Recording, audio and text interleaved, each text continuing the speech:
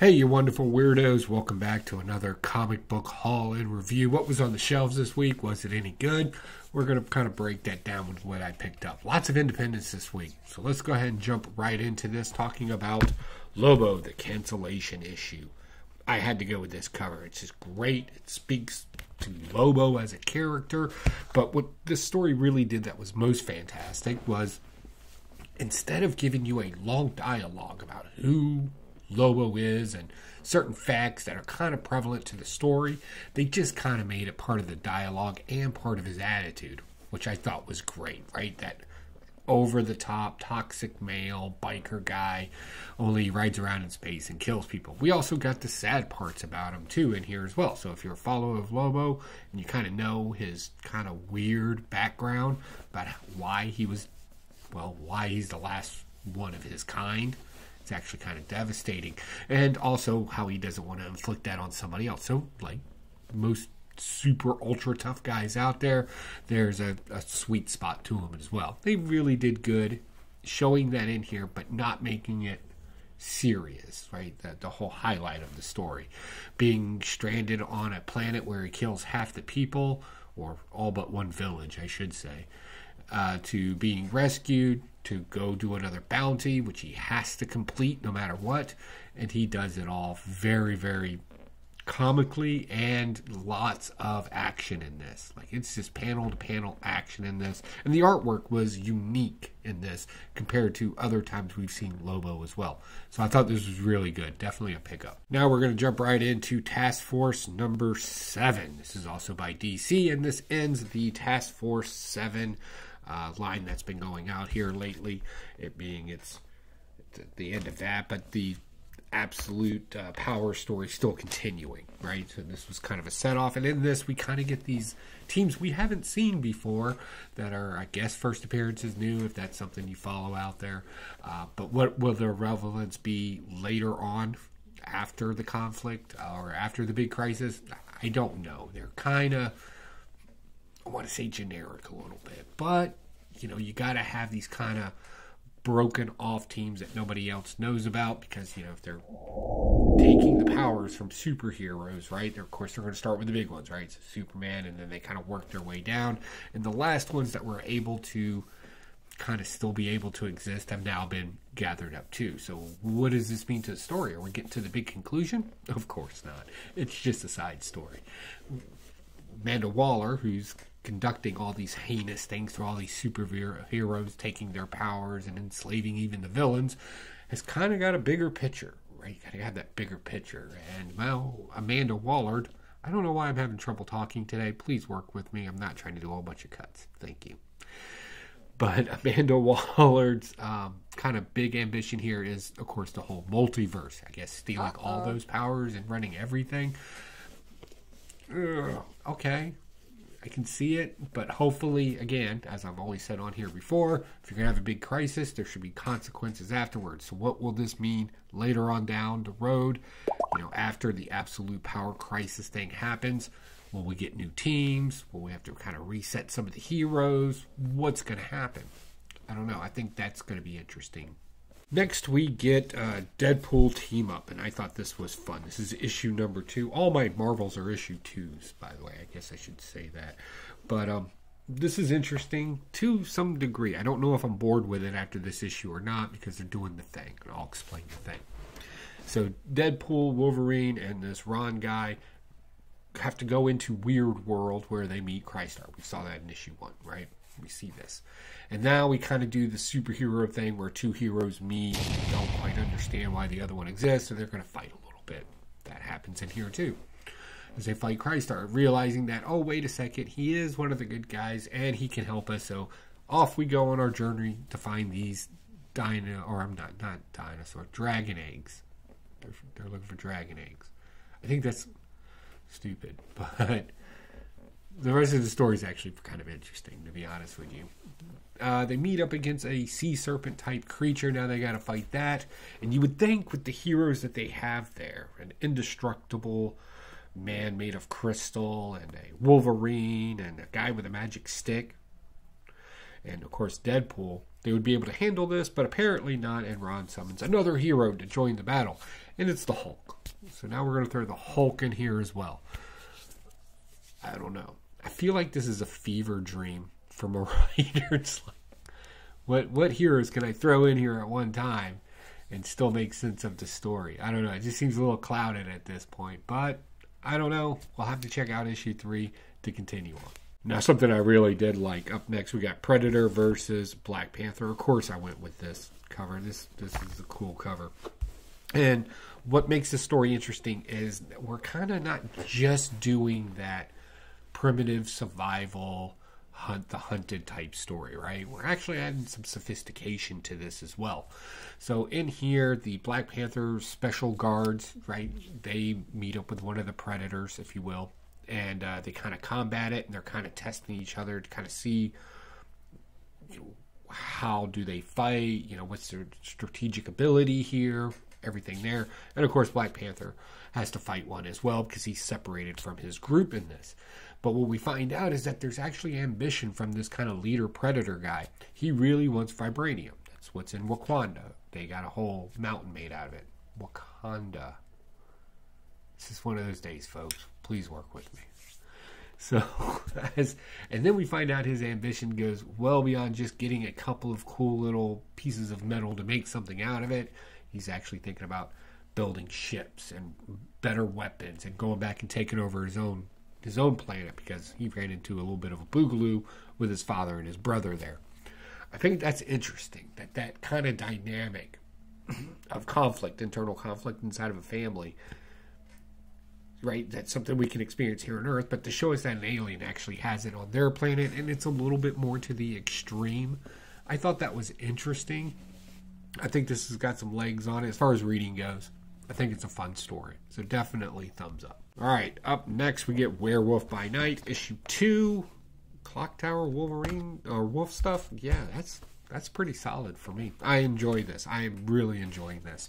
So after the whole blood hunt crisis thing happened, consequences, right? Something is happening to Werewolf by Night where he's unable to control his powers. When he turns into a werewolf, he's a lot more savage and indiscriminate about who he kills. That's kind of taken away from the character. Now, if you don't know, Werewolf by Night and Moon Knight have had a little bit of a history, going all the way back to their first appearance with each other, up to modern times where Werewolf by Night tried to kidnap Moon Knight's daughter. Yeah, these are heroes we're talking about, by the way. Throw that out there. Right? And then on the tail of the moon hunt saga crisis that happened, we also get this kind of weird something happened with the moon and it's affecting Werewolf by Night. That's cool. And Elsa Bloodstone, of course, goes and recruits him. Khonshu's like, okay, I'll bless this off. I'll send my guy Moon Knight here to go help you. Also, moving forward, our villains in this, they kind of got a little bit of a little sneaky plan going on where they're trying to rebuild the Darkhold, a magical book of woo-woo that does horrible things to people. Don't need to get too deep into that. They're trying to rebuild it, and they find out that Werewolf by Night has a piece of the ancient spell in him because of his curse or whatever. So they kind of need to get him as well. So battle happens, everybody's separated back into their own categories, and we should be moving on with a bigger battle and more conflict in this, which should be interesting. Definitely up there on the list of reads this week. Next, we get Wolverine Revenge number 2. Got to get yourself a little saber tooth and Wolverine action going on in there. And this, I don't know what happened here. So if I was reading the first issue, and this issue seems like, I don't know where this issue takes place. It kind of lost me a little bit. I don't know if these are flashbacks or if this is current. But regardless of that, you see some cool things in here. Sure, but to kind of get to the story, Wolverine's going to go get his revenge. And it looks like he's doing that thing where you take down one at a time, like all the big bosses. And in this one, of course, the first fight is Sabretooth. So there's that classic battle that we all really love and enjoy. Fine, so be it.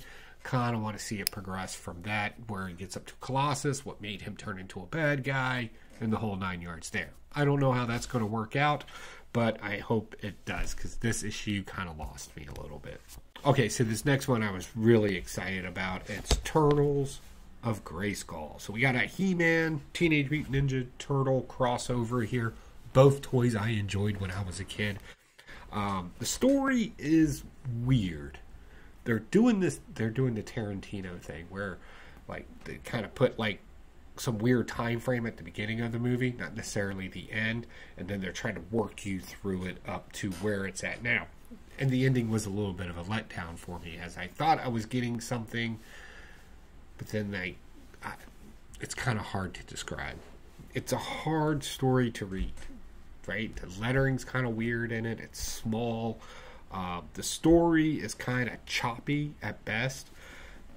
And all in all, I don't understand it. It sounds bad. Like, I want to talk good about the things that I like, but I can't do that in this. I didn't hate it, but I was like, why is the story changing so fast? Honestly, each story in here could have been 3 separate stories itself in a long form comic book, like each, right, like a 1, 2, and 3. Instead, they kind of crammed all this stuff in here at one time, and it really just became kind of a mashup of weirdness. Honestly, I'm not really sure. And the character who I don't know in it is kind of time traveling people, but it wasn't time travel. It was more like just going to another world. I don't know. I honestly, that's the best I got for you. I'm sorry. Moving on. Let's talk about Goobers. Have you picked this comic book up? Look, listen to me. If you haven't had an opportunity to pick this up, this is from Volt Comics. All right. Again, one of those probably publishers we kind of overlook a lot as comic book collectors out there. But this is solid.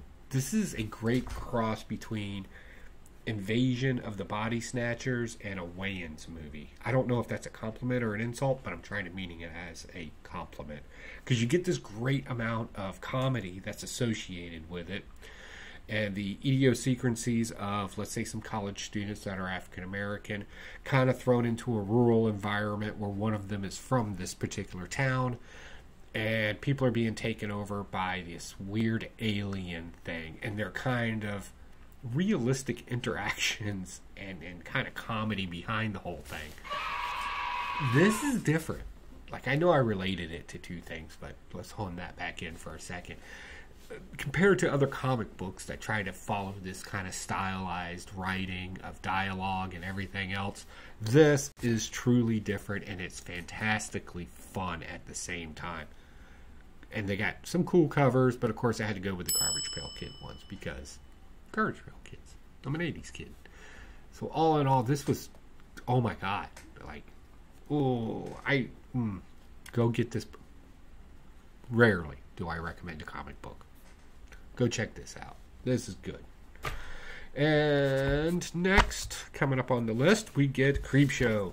So Creepshow's kind of getting kind of chintzy, and I'm going to explain why. Usually when you pick up a Creepshow book and you flip through it, you'll get 3 to 5 stories, right? Blah, blah, blah. You get 2 in this one. The first one was kind of, it was about some lady that got fed mushrooms and turned into an all-powerful being. But she was trying to save her kid from, like, this weird kind of cult that does mushrooms. That's what I got for you. The second one, again, another one of these kind of real cluttered stories.